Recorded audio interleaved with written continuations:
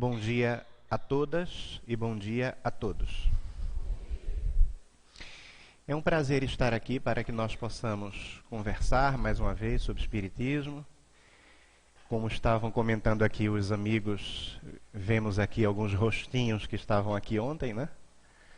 E que agora estão sorrindo, obviamente. É uma questão de psicologia isso. A gente cita a pessoa sorri e a gente identifica mais fácil. E alguns outros amigos que estamos tendo contato no dia de hoje, né?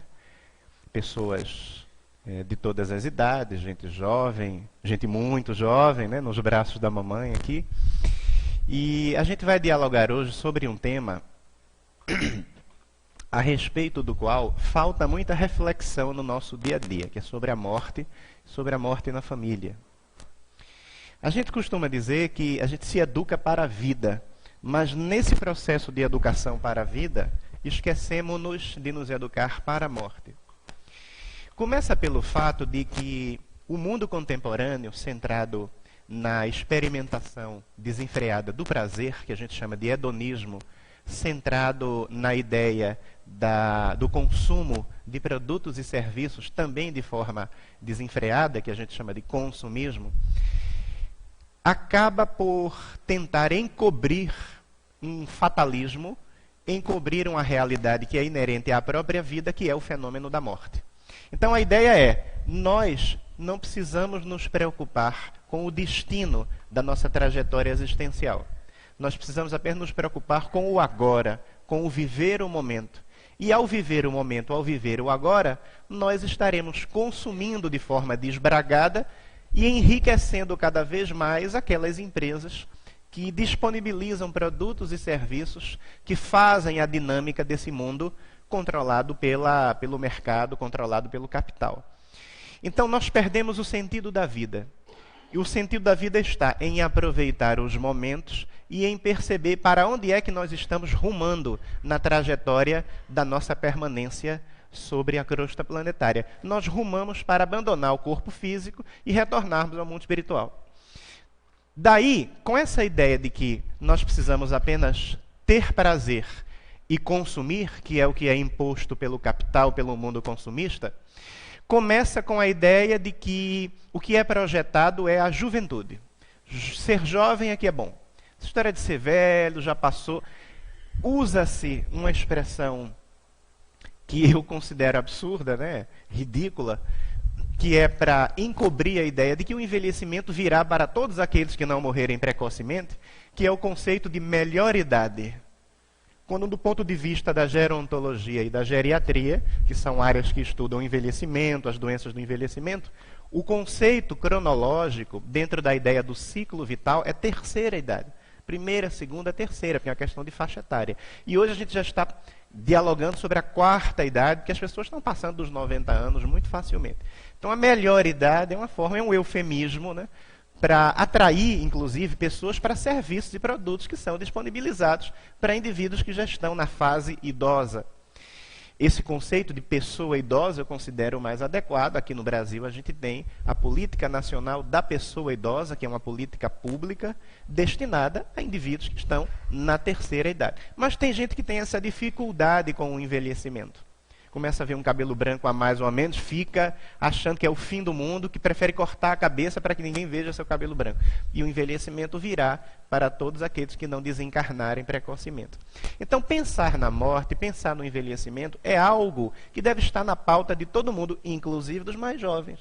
Quando eu tinha 17 anos, eu estava lá em Alagoas, a gente foi para um encontro de jovens. Eu morava em Pernambuco, a gente foi para o encontro de jovens em Sergipe, em Aracaju. E aí na volta, né, um amigo meu, a gente foi de carro, ele dizia, não, a gente não veio de carro, a gente veio de Fusca, que não é carro, né? Que era um negócio estranho, que os mais jovens aqui talvez não lembrem muito, talvez vejam por aí em algum museu. Então meu amigo dizia assim, não, nós não vamos viajar de carro, vamos viajar de Fusca.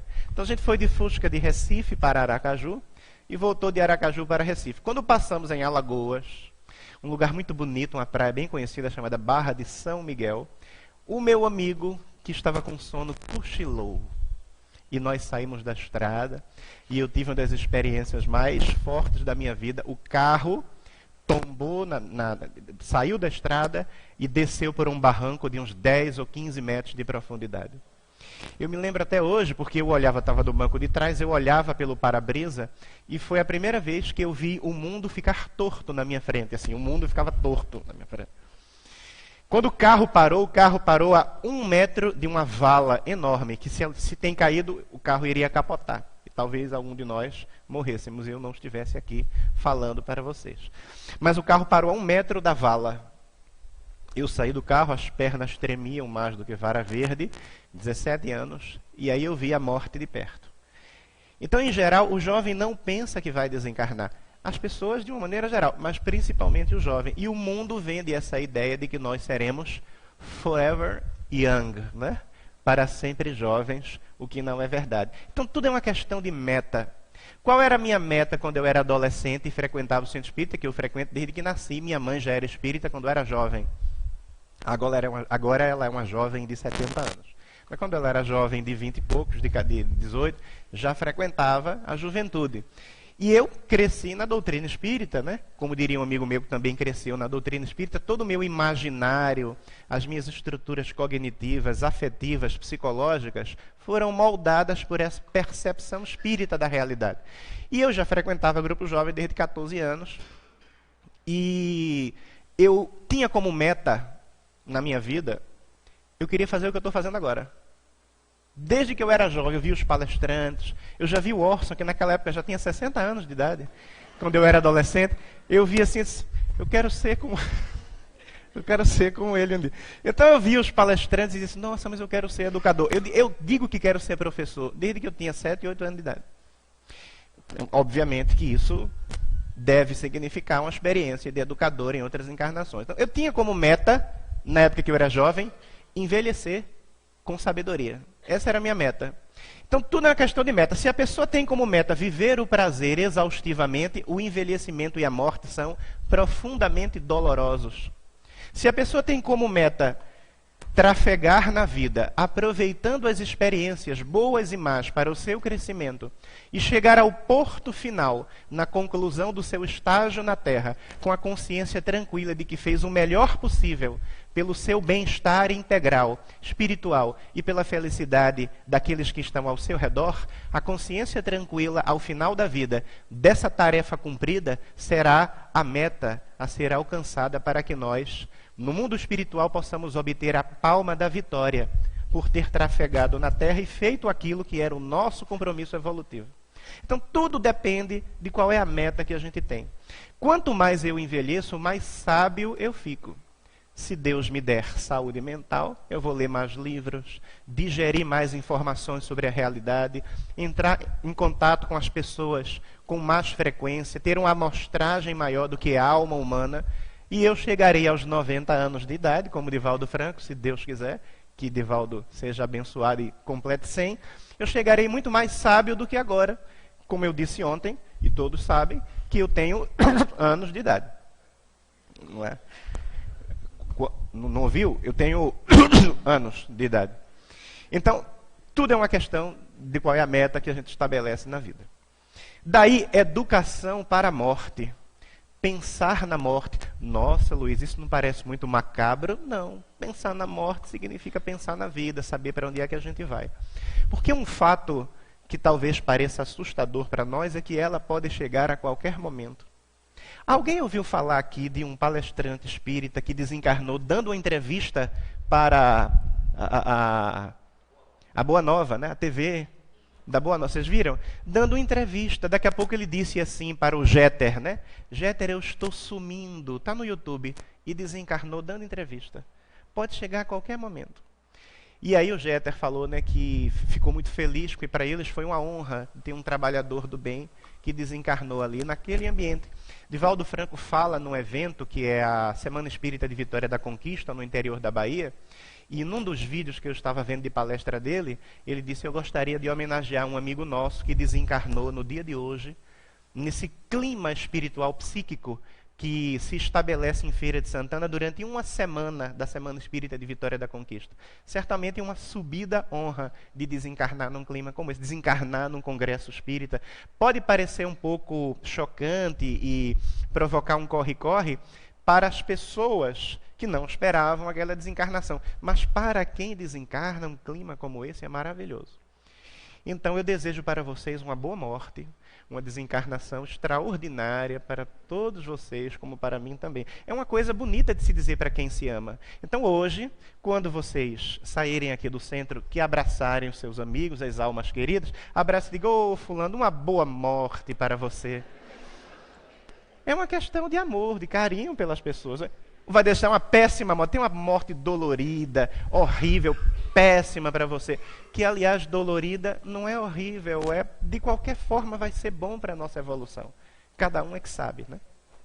Pensemos, por exemplo, em desencarnações súbitas. Aquele corre-corre, aquele alarido que é provocado na família, a gente não esperava, ninguém estava preparado. Uma desencarnação em que a pessoa passou vários meses, várias semanas no hospital, a família já vai se preparando. Pode ser que seja mais desgastante, mas na hora do desprendimento fica um pouco mais fácil. Tanto para o desencarnante quanto para aqueles que ficam na Terra. A gente sabe que existem os laços, né? Há algumas pessoas aqui que estão chegando, talvez hoje pela primeira vez, que não frequentam há muito tempo a doutrina, mas na visão da doutrina existem laços energéticos que unem os espíritos que se amam. E quando o desencarnante vai abandonando o corpo físico, a família que fica mantém ainda esses laços. E a postura dos familiares deve ser uma postura de aceitação. Se Deus achou melhor levar você, vá com Deus, porque essas energias que imantam prejudicando o processo de libertação, são diluídas, e ao serem diluídas, aquele que desencarna vai para o mundo espiritual com mais facilidade. Está num livro de André Luiz, psicografado por Chico Xavier, chamado Os Mensageiros, que tem um título que eu já tive broncas com esse título, mas hoje, depois de tanto refletir sobre a morte, eu já fiquei um pouco mais tranquilo. O capítulo chama-se A Desencarnação de Fernando. Mas não é a minha, né? Luiz Fernando, sou eu. Então eu li assim, eu não gosto muito desse capítulo, quando eu era adolescente, eu não gostava, desencarnação de Fernando. Hoje eu já estou mais tranquilo. Então mostra lá que Fernando está tentando se desprender do corpo, e existem fios energéticos que ligam Fernando aos familiares, né? Até que muitas vezes acontece, quem conhece a literatura espírita sobre morte sabe disso, de tantos familiares ficarem fixados: não vá, precisamos de você aqui. A pessoa está com 98 anos de idade, com câncer em fase terminal, e a família: não vá, você ainda tem muito o que viver. Ó, com 98 anos, com metástase. Deixa o homem ir, pelo amor de Deus, né? Vá com Deus se for a sua hora. Então, o que é que os espíritos fazem? Provocam uma chamada melhora da morte. A pessoa que estava lá agonizando melhora um pouco, a família relaxa. Podemos ir para casa hoje, fica só fulano. Aí vai todo mundo para casa, relaxa, a pessoa desencarna de madrugada. Quando a minha avó desencarnou com 92 anos de idade, eu estava com ela, tinha passado a noite, né? E ela já estava em coma, em vigília. Alguém já ouviu falar sobre isso? A pessoa está em coma com olhos abertos, mas está em coma. Eu tinha passado a noite, nós espíritas, né? Minha mãe chegou de manhã para me levar, e ia ficar um outro parente. E aí a gente voltou para casa. No meio do caminho, recebemos um telefonema e voltamos para o hospital. A pessoa disse: senhora, vocês podem vir aqui? Vocês podem vir aqui significa que já era. Já foi. Se um dia você receber um telefonema do seu amigo: vocês podem vir aqui? Já vá preparando o enterro, já liga para a funerária, porque a coisa, né? Enfim, então, aí a gente, quando voltou lá, minha avó havia falecido, né? E a enfermeira está mais chorosa do que nós, eu e a minha mãe. Olhou assim, chorando: Deus abençoe vocês. Ah, muito obrigada, a senhora também. Ela achou tão estranho que a gente não derramou uma lágrima, né? Ela deve ter pensado: esse povo não gosta da velha, né? Aí, conversa vai, conversa vem, chama para colocar o corpo lá, condicionar, levar. Ela disse: mas vocês não estão assim, desesperados? Aí eu disse: não, minha senhora, nós somos espíritas. E como espíritas nós nos preparamos para esse momento, que é natural, porque esta aqui não é a minha avó, é apenas o corpo da minha avó. Divaldo Franco fez isso com a mãe dele. Quando a mãe dele desencarnou na mansão do caminho, chamou as crianças e disse: olha aqui, ó, esta aqui não é a vovó, é apenas o corpo. Corpo ao qual a vovó agradece por ter servido como instrumento para a evolução dela durante um tempo. Mas agora vovó se foi e o corpo ficou e vai ser sepultado. É uma coisa que é falado aqui no livro Vivências do Amor em Família, no capítulo sobre morte, né? Ter naturalidade com a morte. Outro dia eu vi num seminário de Divaldo, não sei se eu já coloquei no próximo livro que a gente está organizando, que é o Diálogo sobre a Família, não sei se eu já coloquei, mas vou colocar, se não coloquei ainda. Ele falando sobre a desencarnação de uma senhora que ajudava muito na Mansão do Caminho.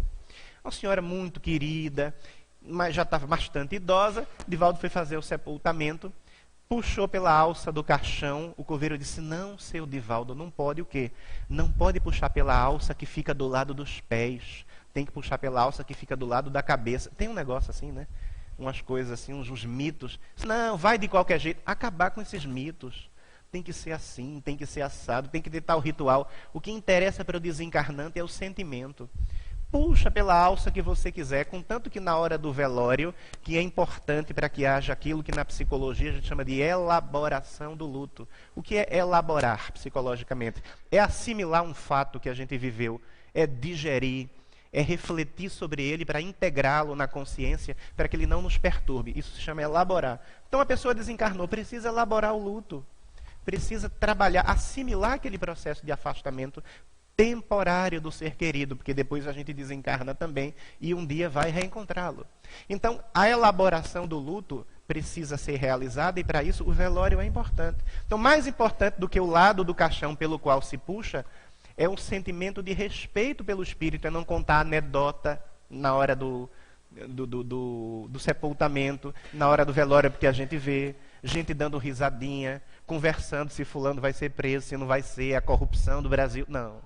Isso não é o futebol, porque a Liga dos Campeões e o Real Madrid ganhou do Juventus. Isso não é assunto para se tratar na hora do velório. A gente vê, obviamente, que no velório existem pessoas com pensamentos os mais heterogêneos, mas é necessário, inclusive, se for detectada uma situação incômoda, que a gente chame a atenção das pessoas.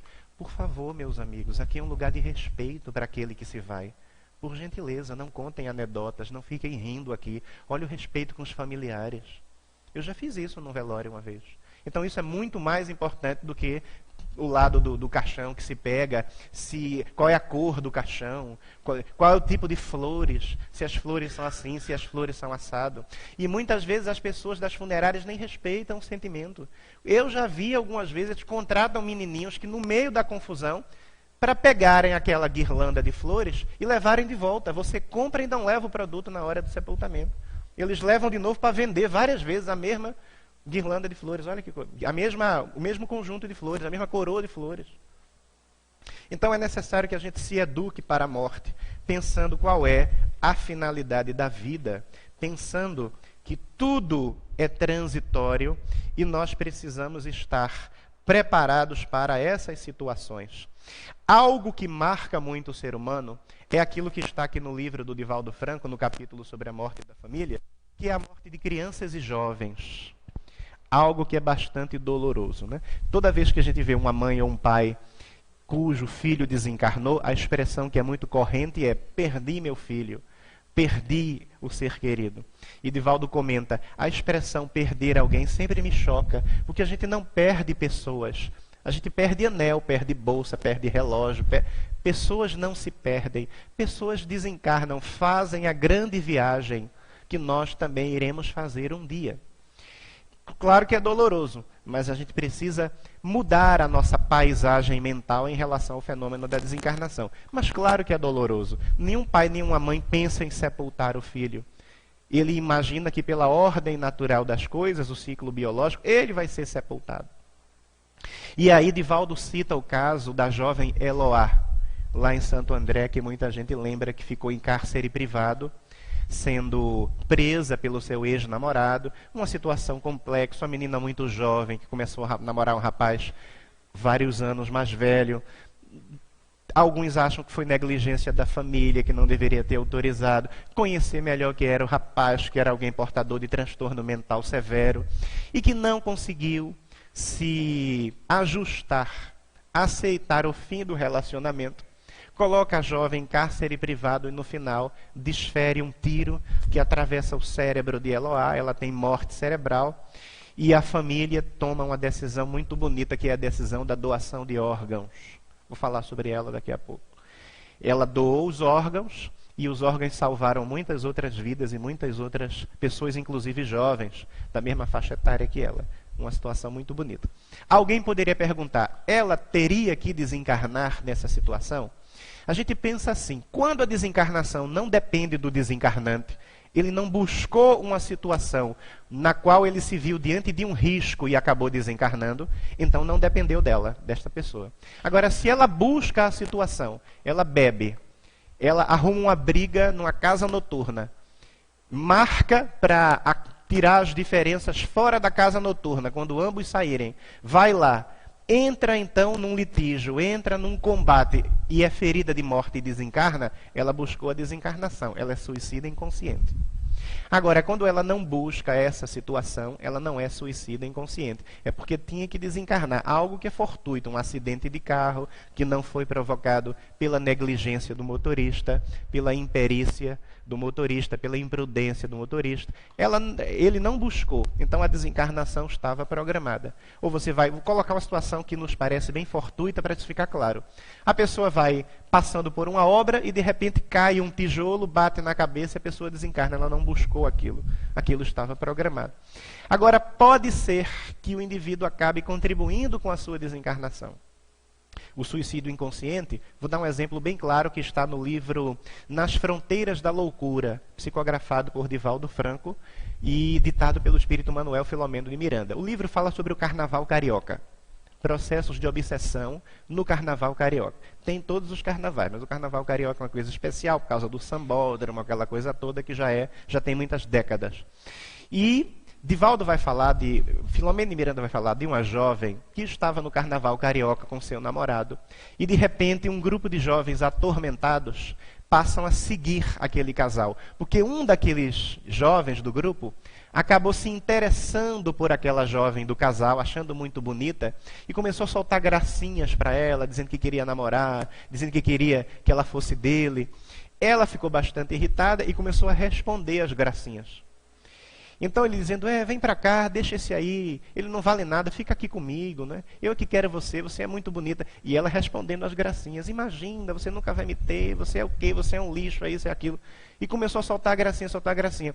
Os rapazes conseguiram encurralar o casal, pegaram a jovem, colocaram a substância tipo um éter, para que ela adormecesse e pudessem levá-la para um local onde ela seria violentada. Só que com o éter, a menina tinha um problema de coração. Com o éter, ela acabou desencarnando de parada cardíaca. E aí Manuel Filomeno de Miranda explica, a fragilidade no tecido cardíaco, no músculo cardíaco que a jovem possuía, já estava no corpo espiritual, no perispírito, o nosso corpo espiritual. E iria se refletir no coração, se refletiu no coração, porque estava programada uma desencarnação por ataque cardíaco, mas numa fase mais avançada da vida daquela jovem, em que ela não seria mais jovem, inclusive, já seria alguém de idade avançada. Então estava programada a desencarnação por um problema no coração, mas ela precipitou a desencarnação quando ela passou o recibo para provocações de pessoas atormentadas no meio da rua. Então, era para desencarnar do coração, não naquele momento, mas muitos anos depois, só que a pessoa precipitou a situação. Então, é um suicida inconsciente. Veja como as coisas são bastante delicadas, né? E Divaldo comenta no livro sobre a desencarnação de crianças e jovens que muitas vezes uma desencarnação como essa serve para chocar a opinião pública de tal forma que provoque algum tipo de transformação. Como, por exemplo, ele também menciona aquela criança que a família foi assaltada quando estava no carro e os assaltantes saíram em disparada e a perna da criança ficou presa no carro no Rio de Janeiro e os assaltantes arrastaram o corpo da criança que foi destroçado na estrada. Vocês lembram disso?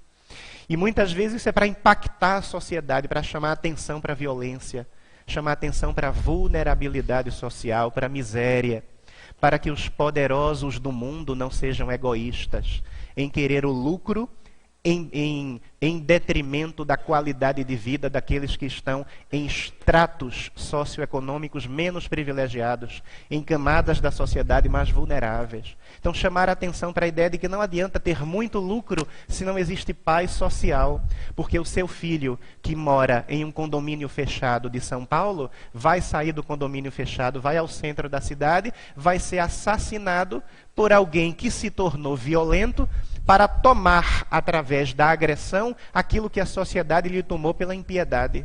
Então a miséria aumenta a violência. E aí o filho daquele que contribuiu para a miséria, por causa das desigualdades sociais, sofre o impacto da produção da miséria que o seu pai realizou. Então significa dar um tiro no pé, não trabalhar pela redução das desigualdades sociais. Nenhuma evolução econômica vai resolver a paz social se não houver redução de desigualdades sociais. Porque redução de desigualdade significa fraternidade. E a doutrina espírita entende que a fraternidade é a pedra angular da renovação do mundo. Temos que nos considerar verdadeiros irmãos. Então daí, uma desencarnação impactante como essa de uma criança, de um jovem, chama a atenção da sociedade para que a sociedade repense o seu modo de funcionamento, suas relações sociais, a fim de que a gente pense que sem paz social não existe possibilidade de uma experiência gratificante na Terra. Não são muitas as situações que a gente pode imaginar. Raul Teixeira citou numa palestra, um palestrante, médium espírita do Rio de Janeiro, sobre crianças que vêm à Terra, passam alguns anos aqui com a família e desencarnam precocemente porque a sua missão era somente reunir a família em torno dela. Espíritos que se digladiavam, que tinham uma dificuldade muito grande de convivência e reencarnaram no mesmo grupo consanguíneo, mas não conseguiam se afinizar. Vem aquela alma, tem uma doença grave e todo mundo se une em torno daquela criança. Então a criança produz um aumento no laço afetivo dos familiares. Cumpre a sua missão e desencarna com 6, com 7, com 8 anos de idade, deixando o legado de união da família. Não sei se alguém já viu uma situação como essa. Nós éramos tão distantes uns dos outros por causa da doença de mamãe, por causa da doença do meu filho, por causa da doença do meu irmão, a família se uniu. Ele desencarnou e a família continua unida há mais de 30 anos. Era a missão da criança, ele só tinha que fazer isso na Terra.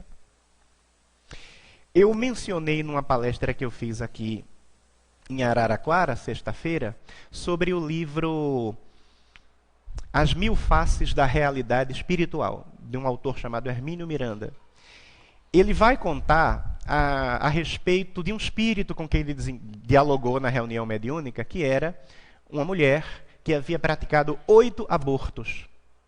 E essa mulher que praticou 8 abortos, ela estava dizendo na reunião mediúnica para o dialogador, que era Hermínio Miranda, que os guias espirituais já haviam planejado a próxima encarnação dela. Ela tinha que se redimir dos 8 abortos.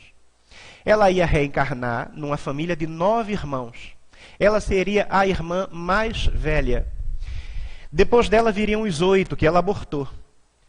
No parto do seu 8º irmão, a mãe morreria. E ela ficaria como a irmã mais velha para cuidar dos 8 irmãos, as 8 crianças que ela abortou. Então, a morte da mãe foi uma tragédia? Não. A mãe não tinha nenhum compromisso com a situação. Ela foi um espírito voluntário que, por amar aqueles 9 espíritos que precisavam se reafinizar, ela se candidatou a vir para a Terra e servir como instrumento para a reencarnação dos 9. E na reencarnação do 9º, ela desencarnaria, porque a missão estaria cumprida, e deixaria os 9 aqui para se ajeitar. Ó, vocês que se ajeitem aí, porque vocês precisam se amar, já que vocês se odeiam entre si. Voluntário. Então, para esta mãe que morreu do parto, não foi tragédia. Ela desencarnou feliz. Porque ela sabe, e ficou no mundo espiritual, zelando e trabalhando pelo sucesso do empreendimento reencarnatório das 9 almas queridas que ficaram na Terra. Então, aquilo que a gente pensa que é tragédia, visto sob o ângulo da imortalidade, da espiritualidade, da necessidade evolutiva que cada um carrega na intimidade do coração, adquire uma outra feição, adquire uma outra paisagem e constrói para nós uma outra tonalidade. Quando a gente fala sobre isso, não significa que mesmo com todo o conhecimento, a gente está preparado para a hora da desencarnação. A gente só sabe como é que vai ser quando a gente se depara com aquilo. Então, já vi palestrante espírita e quando a mãe desencarnou, ele deixou de ser espírita. Porque foi tão doloroso para ele que ele deixou. Tem um escritor espírita muito conhecido, Orson deve conhecer, que ele passou 2 anos sem frequentar o movimento espírita quando o filho desencarnou. Ele fala sobre isso. Ele falou que ficou tão angustiado que ele passou 2 anos depois, ele voltou. Não é uma crítica, é uma constatação de o quanto é difícil a gente se deparar com a situação, mesmo que do ponto de vista cognitivo, do conhecimento, da informação, a gente saiba o que significa aquele processo desencarnatório. Divaldo narra no livro a desencarnação da irmã dele, Nair, que desencarnou por suicídio. Ela era casada e uma amiga inventou uma calúnia de que o marido dela estava numa relação extraconjugal, que ela estava sendo traída. Em vez de conversar com o marido para tirar a situação a limpo, ela ficou com um ódio tão grande daquilo que ela considerava um fato, que se utilizou de um veneno, ingeriu o veneno e acabou desencarnando e passou mais de 30 anos no mundo espiritual sofrendo porque o psiquismo acaba levando da Terra as últimas impressões no processo desencarnatório. E o psiquismo, então, ficou registrando no mundo espiritual as dores no sistema digestório em função da substância corrosiva que ela havia digerido. E Divaldo, como médium vidente, via o espírito da irmã Nair aparecendo com aquelas dores, né? Aquilo que psiquicamente ele interpretava, é uma questão psíquica, né? Não é uma realidade concreta, mas é aquilo que psiquicamente ele interpretava, porque é o que o espírito projetava na mente. Ele via como se a irmã estivesse vomitando alguma coisa, que era justamente as impressões mentais que o espírito guardou do tóxico, do ácido ingerido. Então, é muito doloroso, e nesse momento a gente que está do lado precisa saber como é que se orienta alguém, como é que se acolhe alguém. Não adianta vir com um discurso espírita quando o parente do outro desencarnou. Olhe, porque você é espírita, você tem que aceitar. Não, não é assim. A gente precisa entender que o outro tem um tempo para elaborar. Olha, eu estou aqui ao seu lado. Se você precisar de alguma coisa, eu sou seu amigo e estou aqui do seu lado. Eu entendo a sua dor. Somente. Deixa a pessoa elaborar o seu luto. E quando ela precisar de ajuda, ela sabe que pode contar com você. Temos que ter delicadeza ao abordarmos o sofrimento de alguém que teve um parente que desencarnou. Quando chega no mundo espiritual, a recuperação de um parente varia de acordo com a forma como esse indivíduo viveu na Terra. Quem foi uma pessoa de bem, viveu equilibrada, com pensamentos e atos saudáveis, tem chance de se recuperar no mundo espiritual de forma muito mais célere, de forma muito mais veloz. Aquelas pessoas que foram materialistas e que mergulharam nas experiências do prazer desenfreado, que não tiveram metas superiores enquanto estavam na trajetória da crosta planetária, no mundo espiritual levam muito mais tempo para se recuperar. E a nossa colaboração de seres que ficamos aqui na Terra é indispensável.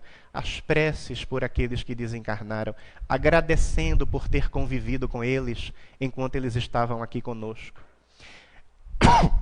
Tem um fato muito interessante que eu vi Raul Teixeira contar. Ele estava do lado vendo e audiente. Ele vê e escuta e se comunica com os espíritos através desses 2 recursos extrasensoriais.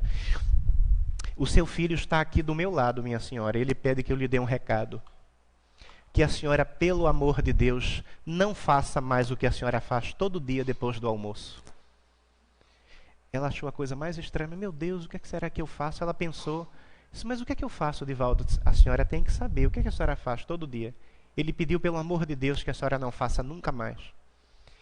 E aí ela forçou a mente para se lembrar, não conseguiu entender o que tanto ela prejudicava o filho. E Divaldo disse, eu vou dizer então. A senhora todos os dias depois do almoço vai ao guarda-roupa, porque a senhora preservou todas as roupas e objetos do seu filho, abre o guarda-roupa, pega as camisas de manga comprida do seu filho e fica passando a mão nas mangas compridas, lembrando do seu filho, chorosa. Meu filho, você usava essa camisa, meu filho era tão bonito em você. Por que você se foi, camisa por camisa? E ele está dizendo que quando a senhora toca nas mangas da camisa, com esses pensamentos de desespero em relação a ele, os braços dele queimam no mundo espiritual de dor com a sua angústia. Olha que coisa que a gente não se dá conta. Alguém poderia dizer, então eu não devo guardar nenhuma lembrança do meu ser querido? Guarde, aconselha Divaldo, que já atendeu a centenas de pessoas em situação de luto. Guarde uma foto, guarde um objeto, guarde alguma coisa, mas a maior parte doe para que outras pessoas que ainda estão na Terra se beneficiem com aqueles objetos de que o seu ser amado não vai precisar mais. Doe. Os espíritos disseram isso através das mãos de Divaldo, em cartas psicografadas para parentes em desespero, e através das mãos de Chico Xavier. Um espírito disse através de Chico Xavier para sua mãe: mamãe, acho muito bonito que a senhora leve flores para o túmulo no qual o meu corpo foi inumado, enterrado. Mas eu não estou lá, mamãe. Lá só ficaram meus restos mortais. Eu estou feliz na pátria espiritual. Ao invés de gastar dinheiro com flores para um túmulo vazio, mamãe, pegue o dinheiro das flores e transforme em pão para dar a uma pessoa que passa fome na rua. Assim a senhora estará me homenageando muito mais do que comprando flores para um lugar em que eu não estou. Eu estou dizendo que você que foi católico, ou que ainda frequenta a igreja católica, que tem o hábito de levar flores no túmulo da sua mãe, do seu pai, não o faça, não é isso que eu estou dizendo. Cada um sabe de si. O que eu estou aconselhando é que para o ser imortal que está do outro lado da vida, melhor será que você faça alguma coisa que constitua um gesto de amor por aqueles que aqui ficaram em homenagem a ele. Homenageie o seu ser querido praticando o amor. Seu filho de 5 anos morreu? Ajude uma creche com crianças de 5 anos em homenagem a ele. Seu filho de 16 anos morreu? Seja evangelizadora de jovens no centro espírita, de 16 anos, para que outros jovens não morram de overdose como seu filho de 16 morreu, em homenagem a ele. É assim que a gente faz. E ele vai se sentir muito melhor do que com flores depositadas em um túmulo de pedra. Mas se você ainda tem essa necessidade, vá, porque isso faz parte da elaboração do luto em fases que se sucedem ao processo desencarnatório, à morte, ou mesmo ao longo de vários anos. Cuidado para que uma desencarnação não interfira na reconstituição da família. Você ficou viúvo, você ficou viúva, e sente a necessidade de ter alguém ao seu lado mais do que nobre. Às vezes até o seu marido, a sua esposa que desencarnou, do mundo espiritual arrumaram a nova esposa para você, ou um novo marido, porque sabiam da sua solidão, que você precisava de apoio. Então foi lá, intuiu uma amiga que estava na Terra, uma amiga às vezes da Terra, dá um apoio para ele, ele é uma pessoa tão boa, e acabou fazendo a união da amiga com o marido que ficou na Terra. Olha que bonito. Mas Luiz, e aí quando desencarnar o casal, faz o que os 3 lá em cima? É uma pergunta que alguém que frequenta o centro espírita há pouco tempo pode se fazer. Então leia o livro Nosso Lar, está lá no capítulo O Caso Tobias. Tobias teve 2 esposas, uma primeira desencarnou, a outra também. Os 3 estavam lá felizes no mundo espiritual, porque eram almas que se amavam. Ele morava numa casa no mundo espiritual, numa residência, naquilo que a gente chamaria, né, de uma residência no mundo espiritual, com as 2 esposas. Nossa, uma promiscuidade no mundo espiritual. Não, porque não existe relação sexual, cópula. O que existe no mundo espiritual é afeto por parte de almas que estão num patamar de equilíbrio, de saúde emocional e afetiva. Então ele vivia numa residência espiritual em clima de fraternidade. 3 irmãos espirituais que na Terra exerceram o papel conjugal e no mundo espiritual exerciam o papel fraternal. Uma conjugalidade transformada e sublimada em fraternidade. Às vezes, pode ser que haja ciúme de parte a parte. Pode acontecer no mundo espiritual. Não é porque a gente desencarna que a gente vai superar nossas limitações. E o que é que acontece quando há ciúme? O casal que fica numa residência no mundo espiritual é o casal que tem mais afinidade.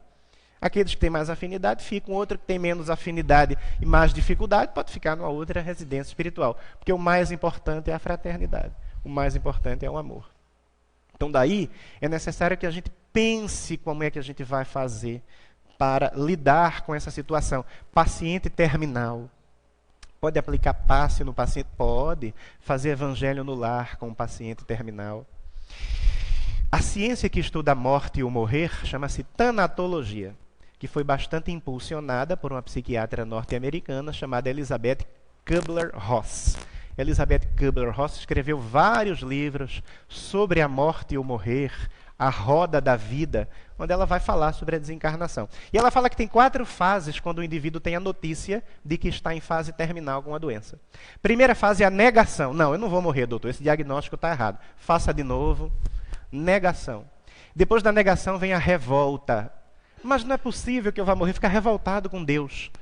Quer quebrar tudo, quer acabar com... Não vai mais trabalhar, não vai para o centro espírita, não vai para a sua atividade religiosa, não quer mais conservar os laços afetivos com os familiares. É a revolta. A segunda fase é a barganha.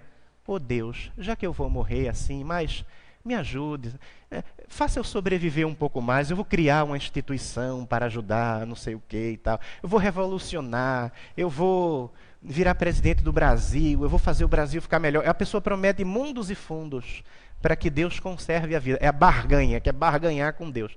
Como ele vê que a barganha não adianta, os exames continuam mostrando que a sobrevida dele é muito pequena, que dentro de um tempo ele vai desencarnar, aí não tem mais como barganhar, ele vem para a última fase, depois que recebe a notícia de uma desencarnação iminente, a aceitação. Tá bom, vai então, eu vou mesmo aí, já que você quer me levar, então eu vou. A aceitação. Seria muito mais fácil se o indivíduo tivesse como compreensão da vida a imortalidade. Seria mais fácil, pelo menos teoricamente ele teria mais instrumentos para isso. Então quem está ao lado do paciente terminal faz o quê? Oferece apoio para que haja qualidade de vida nesse momento limítrofe da passagem para o mundo espiritual. Faz evangelho, não demonstra revolta, porque a revolta impregna aquele que vai desencarnar. Então, utilizar os instrumentos todos terapêuticos, isso é muito importante. Tem desencarnante que pede, que é espírita, diz, meus irmãos, venham fazer evangelho comigo no hospital. E a gente vai. Você já foi alguma vez desencarnante? Eu nunca tive a oportunidade, mas é um trabalho muito bonito de se fazer. Então, tanto a gente dando apoio àquele que se vai de outras famílias, quanto aquilo acontecendo conosco, com os nossos familiares. Tudo isso precisa ser compreendido para a gente desmistificar a morte e saber lidar com ela de uma forma mais qualificada. Chico Xavier, né, eu comentava, não sei se foi aqui ou em outro lugar, sobre a desencarnação de Chico, que ele desencarnou e foi recebido por Jesus no mundo espiritual. Não sei se foi aqui que eu comentei. E como é que ele desencarnou? Tomou o seu cafezinho, conta a senhora que cuidava dele, né? Você me dá um cafezinho? Quer um cafezinho, Chico? Quero um cafezinho. Bem quente, do jeito que ele gostava. Ele pegou o cafezinho, tomou o seu cafezinho, entregou lá o recipiente do café, baixou a vista e desencarnou serenamente. Todo mundo conta, né? Muita gente conta sobre Francisco de Assis, o grande Francisco de Assis, da Úmbria, o São Francisco de Assis, que estava lá capinando o seu jardim, cuidando das suas flores, quando chegou um colaborador, o Frei Leão, e disse, paizinho, os auxiliares de Francisco de Assis o chamavam de paizinho. Se a irmã morte vier nesse momento, paizinho, em que o senhor está aqui carpindo o seu jardim, o que é que o senhor fará? E ele disse assim, eu continuarei carpindo o meu jardim. É a resposta de quem não está desesperado, porque sabe que cumpriu a sua função. Será que nós cumprimos a nossa? Sempre falta alguma coisa, né? Filomeno de Miranda fala no livro Tormentos da Obsessão, pela psicografia de Divaldo Franco, de um capítulo sobre uma senhora que pretendia realizar uma obra muito bonita de benemerência para a humanidade. Mas ela queria fazer assim uma obra perfeita, né? As instalações eram perfeitas, o serviço era perfeito, o piso, o chão, o teto, a logística, a captação de recursos para a manutenção da obra. Ela passou anos planejando aquilo. Passou tantos anos planejando, que desencarnou e não fez a obra. Então a gente precisa começar. Centros espíritas antigamente começavam no quintal da casa das pessoas. Ainda hoje, muitas vezes, hoje menos. Às vezes a pessoa já adquire um terreno doado por um coração amigo e começa a fazer a instituição. Mas se não puder, faz do pequeno. Se alguém aqui não viu a reportagem sobre Divaldo Franco no Fantástico, que passou no ano passado, veja lá no YouTube. Ele está caminhando por dentro da Mansão do Caminho, que é uma verdadeira cidade no bairro do Pau da Lima, e o repórter pergunta, como é que foi feito isso aqui? Para Divaldo, ele disse, tudo na picareta, aqui não passou nenhuma máquina. Ponha lá, entre na página da Mansão do Caminho ou veja a reportagem. Veja o tamanho, não sei quantos 1000 metros quadrados. Eu nunca fui lá, você já foi? Nunca fui lá. Não sei quantos 1000 metros quadrados. Aqui não passou nenhum trator, nenhuma máquina, nenhuma escavadeira, nada. Tudo na picareta, na boa vontade de quem queria fazer o trabalho. Aí uma senhora que foi a primeira jovem que foi acolhida por Divaldo lá na Mansão do Caminho, né, jovem órfã, confirmou a história ao repórter. O repórter disse, é verdade que aqui não passou nenhuma máquina, disse, de jeito nenhum. Aqui foi tudo no braço do amor. Então tem que começar. A gente vai desencarnar um dia, não adianta ficar planejando trabalhos extraordinários. Tem que começar. Um amigo meu me dizia sobre esses livros do Divaldo, que eu estava demorando demais, passei 10 anos para publicar o primeiro. Luiz, publica esse negócio, Luiz. O homem vai desencarnar e você não publica. Então, mas faltam umas histórias. Eu quero melhorar. Um pouco de perfeccionismo mesmo. Adianta você fazer tudo o que você quer na obra e o homem desencarnar e não revisar. Publique esse negócio. Felizmente eu consegui desencarnar, olha. Consegui publicar. Isso é um ato falho freudiano. Indica que eu estou preparando o meu psiquismo para a desencarnação. É uma boa notícia. E eu desejo para vocês uma boa desencarnação. Já falei sobre isso. Então eu consegui publicar fazendo as 2 obras, o Sexo e Consciência e o Vivência, Humor e Família, exatamente como eu queria. Tem uma peculiaridade. Eu não consegui achar uma história para colocar no Sexo e Consciência. Das mais de 60 que tem uma única que eu não consegui achar. E no Vivências do Amor em Família também tem uma única que eu não consegui achar, das mais de 60. É curioso. As 2 obras têm a mesma característica. E eu achei as 2 gravações depois que publiquei. Aí um amigo meu dizia, é porque não era para sair nas 2 obras, era para sair numa outra mais adiante. Não adianta ficar burilando demais um plano e não colocá-lo em prática. A gente vai desencarnar, a gente é finito. A gente pode orar para ter uma vida longa e produtiva e não desencarnar cedo? Pode, eu oro por isso todos os dias. Eu já combinei com Deus. Antes dos 85, Ele não vai me desencarnar. Eu tenho muito livro para publicar, palestra para fazer, de forma nenhuma.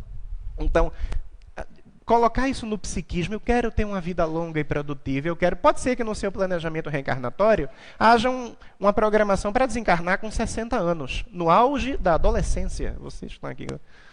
Mas você pode querer replanejar seu futuro. Peça a Deus para ter. Você deu tudo com tanta saúde, com tanta disposição para o bem. Eu vou pedir a Deus que, embora eu tenha no meu planejamento uma previsão para uma desencarnação bem antes, que eu viva um pouco mais. Eu gostaria, pense isso, ore, peça a Deus e coloque mãos à obra. Pode ser que Deus lhe dê uma sobrevida maior, lhe dê uma possibilidade de extensão do seu tempo. Como aconteceu com Raul Teixeira. Raul Teixeira era para ter desencarnado num acidente de automóvel no Mato Grosso. Ele estava caminhando para uma atividade espírita, sofreu um acidente de automóvel, ele estava no banco de trás do carro. Ele ouviu do lado dele a cabeça do amigo estourar o crânio do acidente. E ele não desencarnou. Ele saiu do carro tremendo e viu espiritualmente, Raul Teixeira também é médio vidente, a mãe dele, que já havia desencarnado, segurando o amigo nos braços, tirou-o dos despojos e o levou para o mundo espiritual. O amigo que havia desencarnado do lado dele. Anos depois, ele soube que ele não desencarnou naquela ocasião por interferência da mãe. A mãe pediu que ele tivesse uma moratória, porque como médium, como divulgador da doutrina, como homem de bem, que criou uma obra extraordinária, similar, no mesmo modelo da Mansão do Caminho de Divaldo, Raul Teixeira criou em Niterói o Remanso Fraterno. Ele estava trabalhando muito pela humanidade e por si próprio. Então a mãe dele pediu aos amigos espirituais que ele tivesse uma moratória, que a sua encarnação fosse estendida, e foi atendida no seu pedido. E além de pedir uma moratória para o filho, ainda pediu que o filho recebesse um volume maior de solicitações para trabalhar na doutrina espírita. E aí Raul Teixeira recebeu 2 tarefas que não estavam previstas para ele. A publicação de livros psicografados. Ele disse a mim, eu não estava programado para ser um médium de psicografia de livros. De psicografia, sim, eu ia psicografar uma página ou outra, mas livros não, isso veio depois, foi ampliado enquanto eu estava aqui na Terra. Nem as viagens internacionais para divulgar o espiritismo, seriam só pelo Brasil. Foi interferência da minha mãe que pediu para ampliar o meu programa de trabalho e eu passei aí para outros países fazer palestra. Então ele teve moratória e se estendeu. muito mais a vida dele. Está agora, em 2011, teve um derrame cerebral, um acidente vascular cerebral, não está mais fazendo palestra, se recuperou, mas viaja a convite dos amigos para brilhantar os eventos. Quem não conhece Raul Teixeira, vá no YouTube e veja palestras belíssimas, inclusive sobre o tema da família. Então, a gente pode reprogramar a nossa existência, pedindo que a desencarnação seja jogada para frente para que o nosso trabalho se constitua numa bênção para nós e numa bênção para as outras pessoas. Eu quero encerrar contando rapidamente, de forma sintética, uma história que está no livro belíssima, que ontem eu mencionei que há a história, mas eu não falei sobre ela. Que história é essa? É a história do Francisco Leonardo Beira. O Francisco Leonardo Beira, um menino de 5 anos, que desencarnou com um ependimoma, um câncer entre o cérebro e o cerebelo, que é o filho do nosso querido amigo Júnior, que o Orson conhece, que é o proprietário das indústrias IP, do sabão IP. O pai de Júnior, o fundador da empresa, desencarnou num acidente em que uma peça de muitos quilos de peso caiu sobre a cabeça dele e rompeu-lhe o crânio. E o filho de Júnior desencarna, então, com um câncer. Quando o menino estava muito jovem, eles começaram a perceber alterações visuais no menino, vários tipos de alterações, levaram para o médico, houve, então, o diagnóstico de câncer, o menino começou a fazer tratamento de quimioterapia, saía de Amparo e ia até São Paulo para fazer o tratamento, nos melhores hospitais, com os melhores especialistas. Esse processo de adoecimento de Francisco mobilizou toda a família que se uniu em torno dele. Francisco já tinha uma irmãzinha maior. A mãe, durante o tempo em que o menino fez tratamento, também engravidou de mais uma irmã, conforme conta a história está narrada aqui. E Divaldo ficava impressionado porque ele aplicava passe na criança. E ele via que algo estranho acontecia. Ele não sabia se ele estava transmitindo energias para a criança ou a criança transmitia energias para ele. Ele via que a criança sofria sem sofrer. Meu filho, dizia Walter Júnior, a gente vai fazer uma viagem para São Paulo para fazer tratamento de quimioterapia. Você se importa, meu filho? Ô, papai, mas para São Paulo? Por que a gente não pode fazer tratamento aqui mesmo? O problema não era o tratamento, o problema era a viagem, que era um pouco cansativa. Ele não se incomodava com o tratamento. Não se incomodava com frequentar o ambiente hospitalar. Isso não o afligia. Ele sofria sem sofrer. Por que será isso? E aí Divaldo Franco perguntou para Bezerra de Menezes por que isso acontecia. E Bezerra respondeu, porque esta criança é a reencarnação de uma criança francesa do século XX, que desencarnou precocemente, aproximadamente na idade que a criança está. Uma criança considerada um menino santo, que eu localizei, depois quem é a criança, e Divaldo preferiu não colocar o nome no livro. E não adianta vir me perguntar depois na palestra, que eu não vou contar, porque se ele não quis deixar no livro, talvez, fico eu pensando, uma criança que é muito venerada na Igreja Católica, né? Uma criança que era católica, que era considerada um verdadeiro santo, embora não tenha sido canonizado, talvez para evitar esse tipo de atrito. Fico eu pensando aqui numa hipótese, ele preferiu não deixar o nome. Então, uma criança, um menino santo da França, tem até colégio com o nome do menino aqui no Brasil, no Rio de Janeiro, e ele desencarnou muito doente também, jovem, e a família também uniu-se em torno dele. Então já era a segunda experiência dessa criança numa desencarnação precoce. E ela, muito tranquila, muito serena, como uma alma já nobre, como uma alma digna, que não tinha medo do processo de desencarnação. Então essa criança desencarna, como eu falei, a família se mobilizou em torno dela. Uma criança bonita, uma criança alegre, que adorava carros. O pai levou a criança, o Francisco, para ver o salão do automóvel em São Paulo. Ele estava muito debilitado, foi com um balão de oxigênio, numa cadeira de rodas, com enfermeira ajudando, mas ele foi. para que ele tivesse a alegria de ver aqueles objetos pelos quais era apaixonado. Tinha uma coleção de carrinhos em miniatura. E a família chegava e dizia: Francesco, eu trouxe mais um. Ele pequenininho olhava: esse eu não tenho, obrigado. Ou então olhava: esse eu já tenho, traga outro. E a família sempre levava para o agradar. Uma paixão muito grande pela família, pelos carros, pela vida. Desencarnou serenamente e os pais se mantiveram firmes no trabalho do bem, se mantém até hoje, como fazia o fundador das indústrias IP, ajudando várias casas espíritas, ajudando instituições, eles ajudam muito. Por isso que eu só compro o sabão do IP, detergente, é verdade, só compro o detergente da IP, aconselho a todo mundo, você estará ajudando uma família de bem, né? Então fica aqui, eles não estão me pagando nada para isso. E é realmente uma história muito bonita de superação, através da qual uma família vence a dor da morte e continua firme no trabalho do bem. Essa história eu vi narrada num seminário que Edivaldo realiza num hotel na Bahia, uma vez por ano. Vai ter agora novamente em outubro, se não me engano. São 4 dias no hotel. Quem puder ver, é fantástico. Eu nunca fui, quero ver se esse ano eu vou. E Edivaldo narra a história. Quando ele termina de narrar a história, ele diz: mas são tantas emoções. E o pai de Francesco começa a cantar a música Emoções, de Roberto Carlos. Quando eu estou aqui, eu vivo esse momento lindo. Sou afinado mais ou menos aí, dá para... Ninguém vai bater palma para mim? Que coisa horrorosa.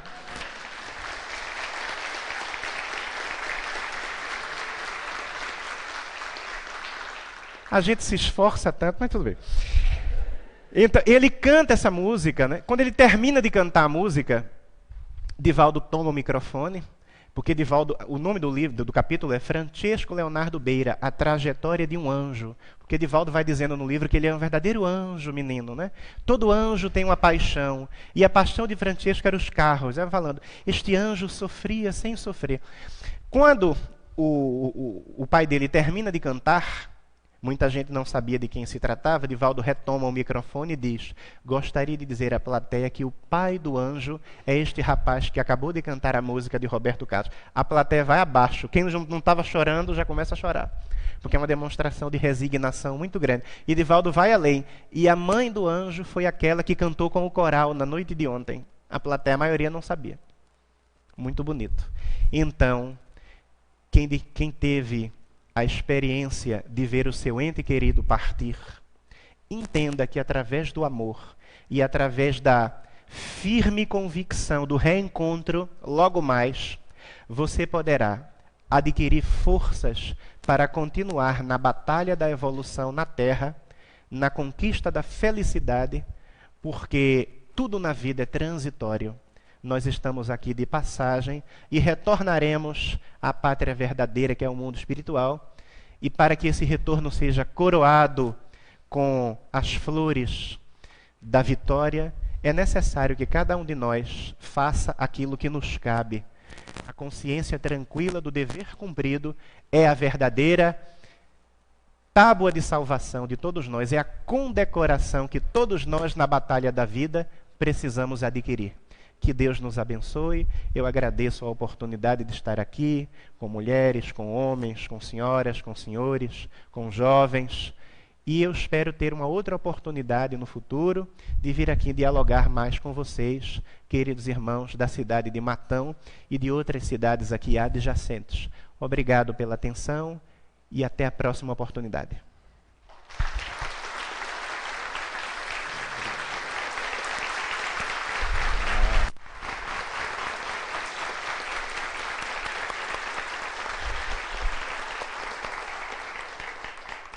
E o livro Vivências do Amor em Família é um livro que está aqui disponível para quem desejar adquirir, né? O livro custa R$50.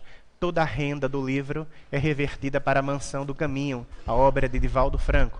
Eu dou meus direitos autorais de organizador, Divaldo Franco doa seus direitos autorais de autor. O livro realmente é extraordinário, vale muito a pena para quem desejar. Obrigado.